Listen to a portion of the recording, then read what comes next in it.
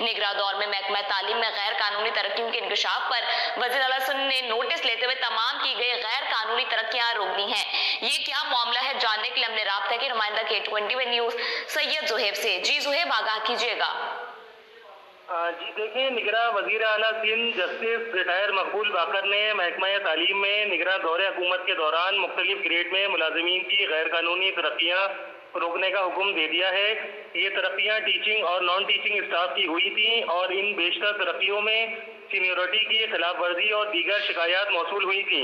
वज़ीर आला ने इन शिकायत के पेश नज़र इन मुलाजमीन की तमाम गैर कानूनी तरक्कियाँ रोकने का हुक्म देते हुए सेक्रेटरी स्कूल एजुकेशन को गैर कानूनी होने वाले प्रमोशंस पर इंक्वायरी करके रिपोर्ट देने का हुक्म दिया है।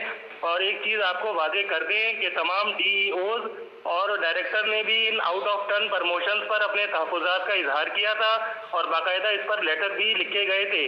जबकि हमारे ज़राए के मुताबिक सेक्रेटरी स्कूल एजुकेशन सिंध और डायरेक्टर ऑफिस का clerical staff in out of turn promotion में मुलव्विस है और in out of turn promotions में पैसों की लेन देन की साफ वाज़िगश सुनाई दे रही है। जी तफसीलात के लिए शुक्रिया ज़ुहैब।